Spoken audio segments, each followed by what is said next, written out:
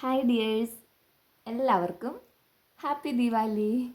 അപ്പോൾ പുതിയ വീഡിയോയിലേക്ക് സ്വാഗതം. ഇന്ന് ദീപാവലി ആയിട്ട് ഒരു സ്വീറ്റ് റെസിപ്പി ആയിട്ടാണ് വന്നേക്കുന്നത്. അപ്പോൾ അതിനായിട്ട് ഒരു പാത്രത്തിൽ മൈദ എടുത്തിട്ടുണ്ട്. പിന്നെ ആ പാത്രത്തിൽ തന്നെ കുറച്ചും കൂടി എടുത്തിട്ടുണ്ട്. അപ്പോൾ അത്ര മൈദയാണ് ആകെ ഉണ്ടായതെന്ന്. ഇനി അതായിട്ട് വെച്ചേക്കണ്ടെന്ന് വിചാരിച്ച് തൂത്തെടുത്തതാണ്. പിന്നെ ഇപ്പോൾ നമ്മൾ ഒരു ഗ്ലാസ് മൈദയാണ് എടുക്കണതെങ്കിൽ 1/4 ഗ്ലാസ് റവ, അതാട്ടോ അതിൻ്റെ കണക്ക്. അപ്പോൾ അതിന് ഇപ്പോൾ ഞാനെടുത്ത പൊടിക്ക് കണക്കാക്കി ഞാൻ റവ ഇട്ട് കൊടുത്തിട്ടുണ്ട്. 1 ഗ്ലാസ് മൈദയ്ക്ക് 1/4 ഗ്ലാസ് റവ.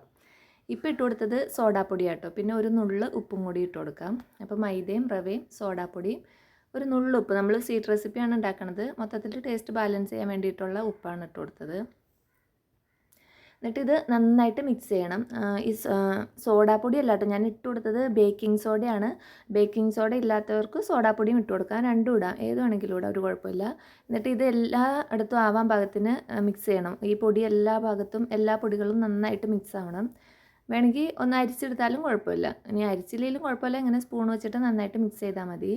പിന്നെ ഒരു 1/4 ഗ്ലാസ് ഓയിൽ അല്ലെങ്കിൽ നെയ്യാണെങ്കിൽ ഒന്നുകൂടി ടേസ്റ്റി ആയിരിക്കും. എന്തായാലും അത് നല്ല പോലെ ചൂടാക്കണം. ഇതിപ്പോൾ നല്ല തിളച്ച പോലെ ആയിട്ടുണ്ട്. അത്രയും ചൂടിന് വേണം നമ്മൾ ഈ മാവിനൊരു കുഴി ഉണ്ടാക്കിയിട്ട് ഇതിലേക്ക് അത് ഒഴിച്ചു കൊടുക്കാൻ. അപ്പോൾ നല്ല തിളച്ചുകൊണ്ടിരിക്കുന്ന ഓയിലാണ് ഞാനിപ്പോൾ ഒഴിച്ചു കൊടുക്കുന്നത്.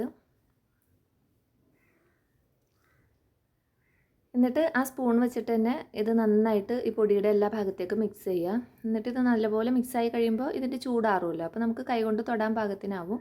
ആ സമയത്ത് കൈ വെച്ചിട്ട് മിക്സ് ചെയ്തെടുക്കണം. ഇനി നമുക്ക് ഇതിലേക്ക് കുഴച്ചെടുക്കണം. നമ്മുടെ ചപ്പാത്തി മാവ് പോലെ കുഴച്ചെടുക്കാനാണ്. അപ്പോൾ അതിലേക്ക് ഒന്നുകിൽ പാല് ചേർത്തിട്ട് കുഴയ്ക്കാം, അല്ലെങ്കിൽ വെള്ളം ചേർത്തിട്ട് കുഴയ്ക്കാം. ഏതായാലും ടേസ്റ്റ് കൂടണമെങ്കിൽ പാൽ ഒഴിച്ച് കൊടുക്കാം. ഞാനിപ്പോൾ വെള്ളം ഒഴിച്ചിട്ടാണ് കുഴച്ചെടുത്തത്. അപ്പോൾ കുറേശ്ശെ വെള്ളം ഒഴിച്ചാൽ മതി കേട്ടോ, പെട്ടെന്ന് വെള്ളം അധികമായി പോകും. അപ്പോൾ നമ്മൾ നോക്കി ഒഴിച്ചാൽ മതി. അങ്ങനെ കുഴച്ച് ഈ നനവ് എല്ലായിടത്തും ആക്കി ഒരു ചപ്പാത്തിയുടെ മാവ് പോലെ ആക്കി എടുക്കുക. കുറച്ചും കൂടി ഒന്ന് ഉരുട്ടാൻ ഒക്കെ പാകത്തിനായി വരുമ്പോൾ നമുക്ക് കൗണ്ടർ ടോപ്പിൽ ഇട്ടിട്ട് നല്ല പോലെ കുഴച്ചെടുക്കാം കേട്ടോ. നന്നായിട്ട് തന്നെ കുഴച്ചെടുക്കണം.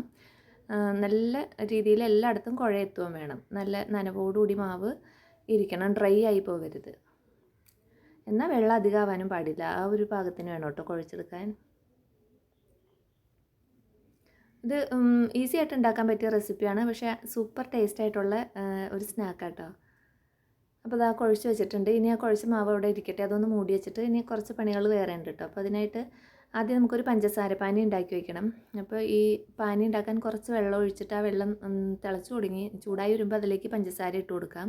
അപ്പോൾ നമ്മൾ എന്തോരം സ്വീറ്റാണ് ഉണ്ടാക്കുന്നത് അതിൻ്റെ മധുരത്തിന് മധുരമൊക്കെ നമ്മുടെ ഇഷ്ടമാണ്, കൂട്ടിയും കുറച്ചൊക്കെ നമ്മുടെ ഇഷ്ടത്തിന് എടുക്കുക. അപ്പോൾ കൂടുതൽ മധുരം വേണ്ടവർക്ക് അതിനനുസരിച്ചിട്ട് കൊടുക്കുക. അപ്പോൾ അതിനൊരു അളവൊന്നുമില്ല കേട്ടോ. പഞ്ചസാര പാനിയുടെ കാര്യത്തിൽ നമ്മൾക്ക് ആവശ്യമുള്ള അത്രയും മധുരം ഇട്ടിട്ട് പാനിയാക്കി എടുക്കുക.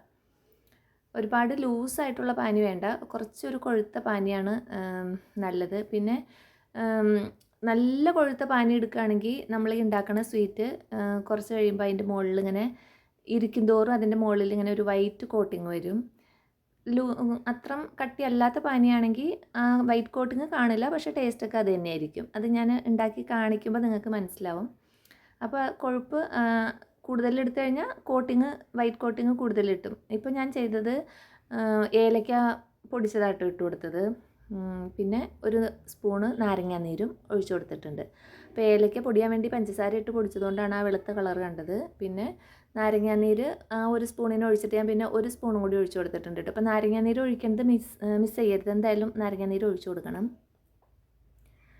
എന്താണെന്ന് വെച്ച് കഴിഞ്ഞാൽ നമ്മൾ ഈ സ്വീറ്റ് ഉണ്ടാക്കി കഴിയുമ്പോൾ ആ സ്വീറ്റിന് നല്ലൊരു സ്മെല്ല് കിട്ടും. ഈ ഏലക്കയുടെയും ആ നാരങ്ങയുടെ ലെമണിൻ്റെയും കൂടി സ്മെല്ലാകുമ്പോൾ അടിപൊളി സ്മെല്ലായിരിക്കും ആ സ്വീറ്റിന്. പിന്നെ മാത്രമല്ല ഈ പഞ്ചസാരപ്പാനി ഇങ്ങനെ കട്ടിയായി പോവാതിരിക്കാനും കൂടി വേണ്ടിയിട്ടാണ് നാരങ്ങാനീര് ഒഴിച്ചു കൊടുക്കുന്നത്. ഇനിയിപ്പോൾ അത് സെറ്റായിട്ടുണ്ട്, അത് മാറ്റി വെച്ചു.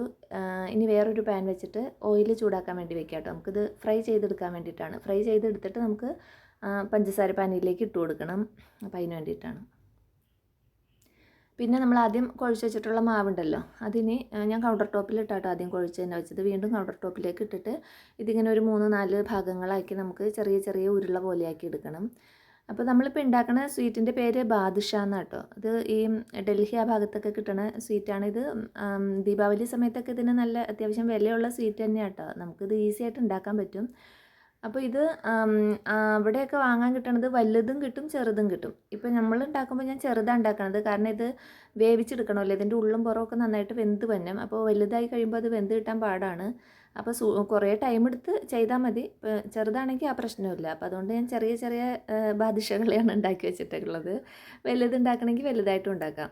അപ്പോൾ ഇതിങ്ങനെ കുഞ്ഞു കുഞ്ഞു ഉരുളകളാക്കി എടുത്തിട്ട് നമ്മുടെ ഉള്ളം കയ്യിൽ വെച്ചിട്ട് ഇങ്ങനെ നമ്മുടെ ചൂണ്ടുവിരൽ വെച്ചിട്ട് ഇങ്ങനെ പതുക്കെ ഒന്ന് പ്രസ് ചെയ്യുമ്പോൾ തന്നെ ഇങ്ങനെ ഒരു ചെറിയൊരു കുഴി പോലെ വരും.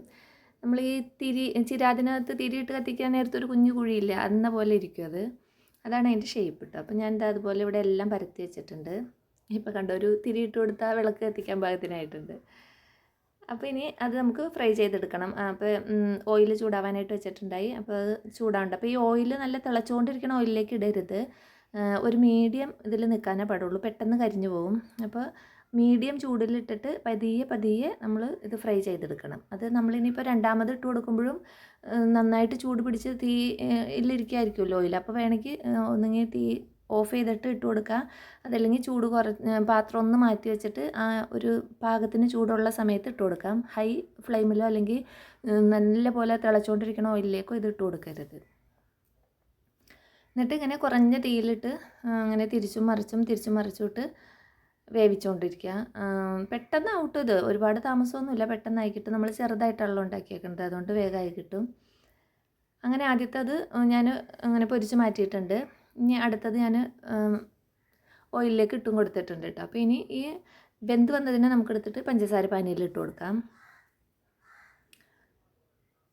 അപ്പോൾ ഈ പാനിയിൽ ഇങ്ങനെ ഓരോന്ന് നമുക്ക് കോട്ട് ചെയ്തെടുക്കാം. അപ്പോൾ ഈ പാനി ഇപ്പോൾ ലൂസാണെങ്കിൽ ഇത് മൊത്തത്തിലിട്ട് വേഗം ഇളക്കി എടുക്കാൻ പറ്റും. അങ്ങനെയും ചെയ്ത് മാറ്റി വയ്ക്കാം, അതും ടേസ്റ്റ് തന്നെയാണ്.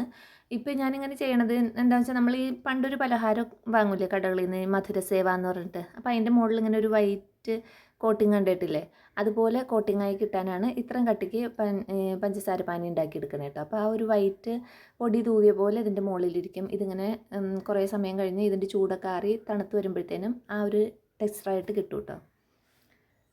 ഞാനിപ്പോൾ അതെല്ലാം അങ്ങനെ കുതിർത്ത് വെച്ചിട്ടുണ്ട്. അപ്പോൾ അടുത്ത ട്രിപ്പിന് വേവായിട്ടുണ്ട് കേട്ടോ. അപ്പോൾ അത് മാറ്റിയെടുത്തിട്ട് നമ്മൾ ഈ പഞ്ചസാര പാനിയിൽ ഇട്ടതിനെ മാറ്റി ഒരു പാത്രത്തിലേക്ക് വെച്ചിട്ട് അടുത്തത് ഇതിലേക്ക് ഇട്ട് കൊടുക്കുക.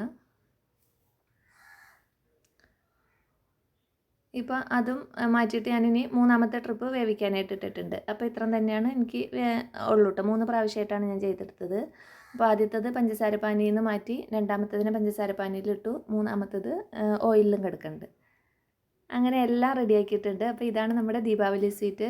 അടിപൊളി ടേസ്റ്റ് ആട്ടോ. നമ്മൾ പണ്ട് എന്തൊക്കെയോ കഴിച്ച ഓർമ്മ വരും ഇത് കഴിക്കുമ്പോൾ. നല്ല ഇതിൻ്റെ ഉള്ളാണെങ്കിൽ നല്ല സോഫ്റ്റ് ആയിരിക്കും, പുറത്ത് നല്ലൊരു ക്രഞ്ചി ഉണ്ടാവും. ഒട്ടും ബലം കൊടുക്കാതെ നല്ല സോഫ്റ്റായിട്ട് നമുക്ക് കഴിക്കാൻ പറ്റും. മധുരവും നല്ല ടേസ്റ്റാണ്. എല്ലാവരും ഉണ്ടാക്കി വെക്കണം കേട്ടോ. നല്ല ഈസി ആയിട്ട് ഉണ്ടാക്കാനും പറ്റും, ഒട്ടും സമയം വേണ്ട ഇത് ഉണ്ടാക്കിയെടുക്കാനും. ഇതിന് ഇരിക്കുന്തോറും ഇതിൻ്റെ മുകളിൽ നമുക്ക് കാണാം കേട്ടോ, കോട്ട് ചെയ്ത് ഒരു വൈറ്റ് കളർ വന്നിട്ടുണ്ടാവും. വീഡിയോയുടെ ലാസ്റ്റ് അത് കാണാൻ പറ്റും. അപ്പോൾ ഇന്നത്തെ വീഡിയോ ഇതാണ്. എല്ലാവർക്കും സ്വീറ്റ് ഇഷ്ടമായെന്ന് വിചാരിക്കുന്നു. വീണ്ടും എല്ലാവർക്കും ദീപാവലി ആശംസകൾ നേർന്നുകൊണ്ട് ഇന്നത്തെ വീഡിയോ അതിൻ്റെ പേയാണ്. വീണ്ടും അടുത്ത വീഡിയോയിൽ അടുത്ത വിശേഷങ്ങളുമായിട്ട് വരാം. അതുവരേക്കും എല്ലാവർക്കും നല്ലൊരു ദിവസം ആശംസിക്കുന്നു.